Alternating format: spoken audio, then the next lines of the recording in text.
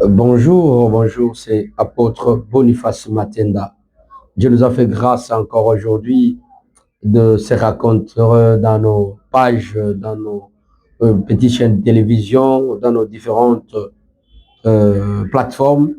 Nous sommes là, Dieu nous a donné encore cette souffle de vie et que Dieu vous bénisse abondamment. Nous sommes toujours pour notre petit livre qui est intitulé « Le 6 principes pour vivre le surnaturel ». Le 6 principes pour vivre la surnaturelle. Hier, on a fait une petite vidéo pour répondre aux questions de nos fidèles qui nous parlent. Est-ce que c'est vrai? C'est vrai.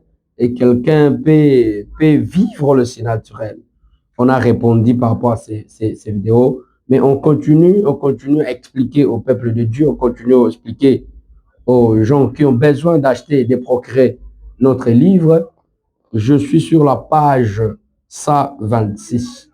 Je suis sur la page 126 qui nous parle sur la foi est une action. La foi est une action. Écoutez ces deux paragraphes. Qu'est-ce que Jacques dit? Jacques dit que la foi est toujours en action. Jamais a écrit, car comme le corps sans l'esprit est mort, la foi sans travaux est également morte. Comme le corps sans âme est mort, de même la foi sans les œuvres est morte. Jacques chapitre 2 verset 26. Écoutez-moi bien aimé.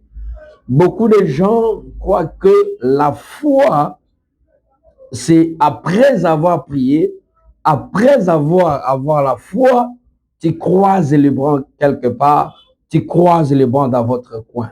Et tu vas voir les choses, parce que tu as la foi, va tomber. Non. Non. Il y a la part de Dieu dans votre démarche et il y a aussi la part de votre effort personnel. Dieu n'a pas voulu se prendre à la charge comme il le faisait auparavant. Il faisait tomber le mal. Mais, excuse-moi, pour le moment, Dieu donne aussi la part de l'homme. C'est quoi la part de l'homme? C'est l'action, c'est les travaux, c'est faire quelque chose. Avec la foi, tout est possible parce que tu te mets au travail. C'est pourquoi la Bible nous dit, je bénirai le fruit de tes mains. En réalité, la foi est liée aux actions que tu fais.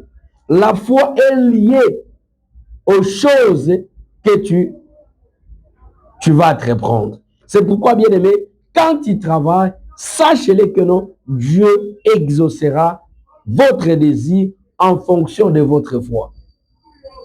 Dieu t'a donné ta part. Mais souvenez-vous, avec cette femme de 12 ans qui coulait le sang, il a fait l'effort d'approcher, de se déplacer. Et la Bible me dit, Jésus a dit, ta foi t'a sauvé. Regarde comment Dieu a dit à Marie. Il a dit à Marthe, je t'ai pas dit que si tu crois, tu verras la gloire de Dieu. Donc la foi avec l'action crée le surnaturel en nous. Donc le surnaturel, la foi avec l'action donne les fruits des surnaturels.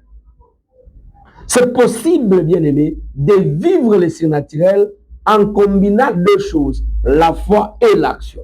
Car la Bible nous dit, comme Jacques vient de nous dire, sur le passage de chapitre 26, il dit, la foi sans l'action, c'est la foi, c'est l'action morte. Mais si toi, tu penses que tu prends tout ton temps de prier, tu n'as pas le temps de chercher, tu n'as pas le temps de travailler et tu attends un jour que Dieu t'exaucera, tu vas beaucoup attendre. D'où, mets-toi au travail, accompagne avec la foi et tu verras comment Dieu va agir dans ta vie. Que Dieu vous bénisse. Achetez nos livres, le 6 principes pour vivre le surnaturel. Là, il y a tout. On ne va pas avoir le temps d'expliquer page par page, mais prends ton temps d'acheter nos livres.